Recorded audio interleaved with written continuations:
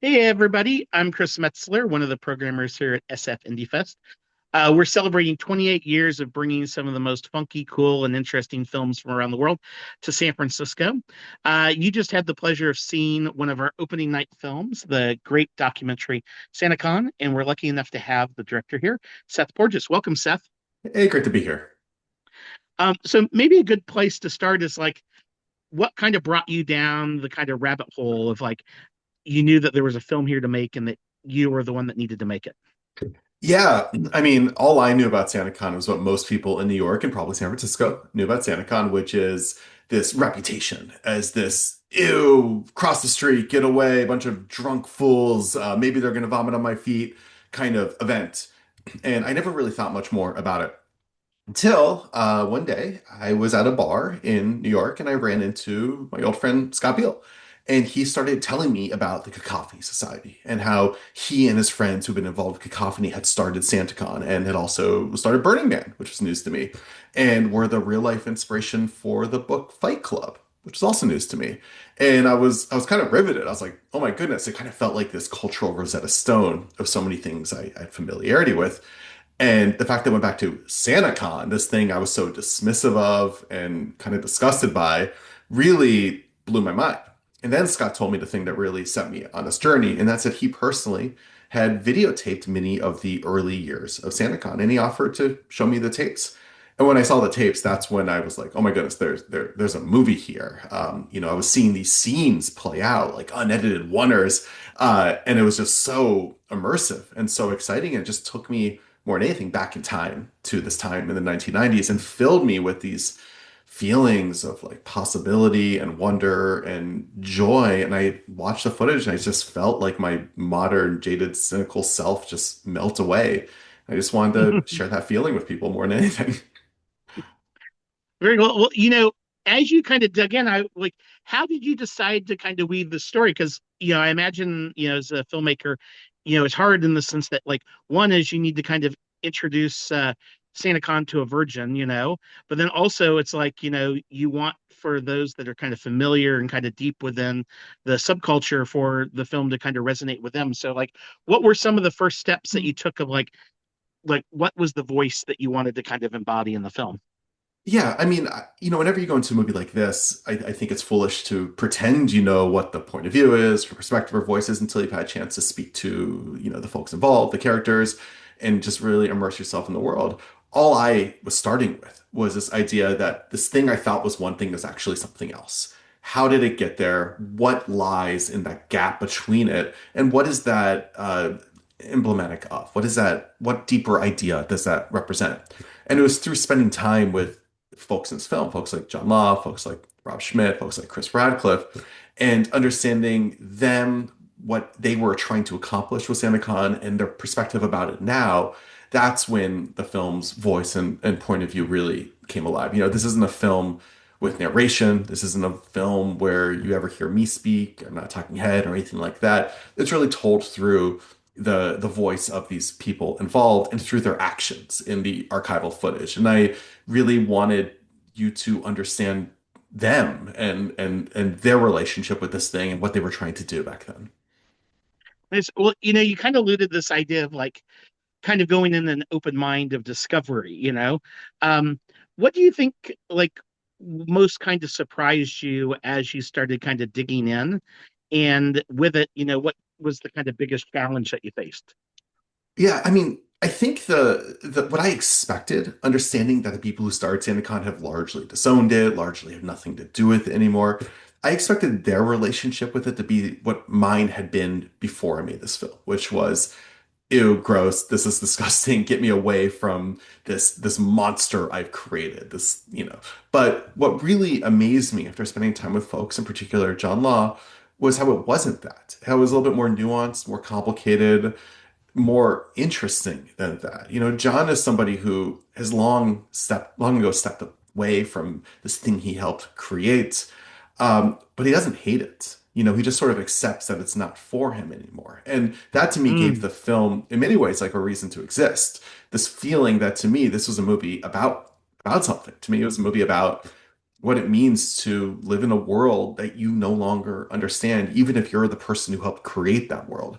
There's two ways a Frankenstein story like this can end. One is with the creator, the Dr. Frankenstein, meeting his creation, his monster, and despising it, and the other is accepting that this thing is the way it is for a reason, and even if you don't understand it, it doesn't speak to you anymore. That doesn't mean it's bad. Yeah. Well, the thing that I really like about the film too is that um it gives you a really kind of layered peek um at the event and the culture, and like whether you decide you want to participate in it, you walk away from it better understanding it and finding it interesting and more of like, even if that's not the thing for you, you're glad that there are people out there doing it, in some ways. Yeah, I mean, I hope, spending time with Cacophony Society in the 1990s is at least a little inspiring. These were folks who I think if they stood for anything, if they had any ideology, it was that fun, collaboration, creativity, and exploration, especially when done with your friends. Those are noble goals unto themselves. In many ways, that's why we're here. That's like the meaning of life type stuff. And I think oftentimes we forget about that. We forget what is important in life.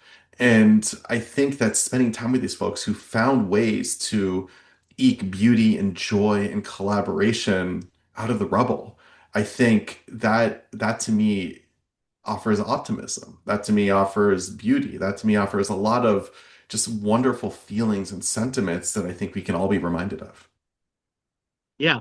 Um, I have a reason behind this question.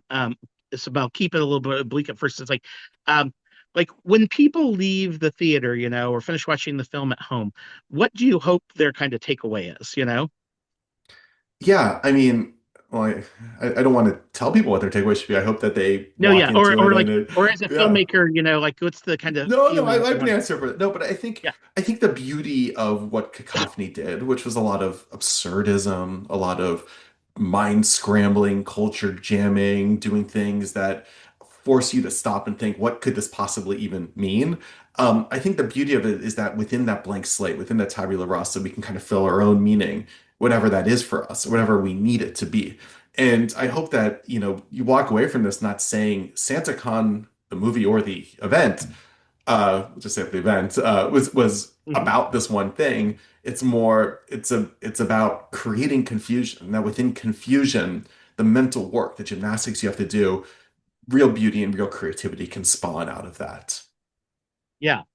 Well, yeah, obviously things change, but I would love if, I mean, the whole genesis for like our festival, SF Indie Fest, was, our founder, Jeff Ross, he had a friend that made an indie film that was screening at Slamdance, but couldn't find a place for it to screen in San Francisco. So he's like, I'm just going to start a film festival so I can show my friend's film. And then with it, he discovered there were all these other cool kind of creative Yeah. forces making films out there. And now 28 years later, he's still running a film festival. And I would hope that, from the film and with the actions that are shown in there, is that people kind of walk away and just say, hey, like, feel empowered to kind of, be inspired to go and kind of like, take, the bull by the horns and just kind of like decide to create, and do things and kind of like embrace that kind of philosophical thing of like, you know, even if it's not defined, you can kind of define some things in Yeah. some And to new do ways. and to do like creative exploratory things that don't necessarily have a purpose. They don't have to be there to hmm make money or part of your job or some hustle or gig, whatever it is. They're just there to exist. And I think that to me is the thing that we sort of lost is the idea that things can just be there to exist. Not everything has to be a job. Not everything has to be a hustle. Not everything has to be an engagement or follower play or whatever it might be. Yeah. Well, so with that in mind, so can you tell us about, so for those are what are ways that folks can kind of, always kind of remind people that like we're so lucky that filmmakers like you share their films with us very early in the life cycle. And so our job is kind of like to kind of be the grassroots street team to kind of go out there and talk about this cool movie we've seen and kind of help spread the word. What are ways that folks can kind of continue to follow your film work, but also the film, and also how might they even be able to get kind of involved even with the Cacophony Society events if there are things going on? Well, Copy Society, as it was in the 90s, doesn't really exist anymore, but the people, there's a diaspora. Everybody involved with Cacophony has gone out and continued to do really cool stuff. Some of that stuff, John is quick to say, is way more underground and unpublicized than others. But I think, but you don't have to do anything that's directly involved with these people. I think it's just these ideas can hopefully inspire you to go out and do something cool, whatever it is, Yeah. for no other reason than it sounds fun, that sounds interesting, Mhm. that sounds like something that will shake you out of your day-to-day routine. Now, other part of the question, where can you find my stuff? I mean, I'm easy to find. So Porges, just look me up. You can check out my other films too. Class Action Park is on HBO Max, and How to Rob a Bank is on Netflix. Very cool. Well, thanks again for sharing your film with us, Seth. It's really Mm. great, and just appreciate you being part of SF Indie Fest. Yeah, it's such a joy. I mean, it's this is such a San Francisco story. And I think a lot of the people from San Francisco watching this film, hopefully, will be reminded and taken back in time to a different San Francisco. I mean, the first chunk of this film takes place in 1995 in streets that look the same but different. So hopefully, everybody has a good time. It's definitely a surreal trip, and just kind of Yeah, and also wildly entertaining and inspiring. absolutely. Thanks for having me. Thanks again, Seth.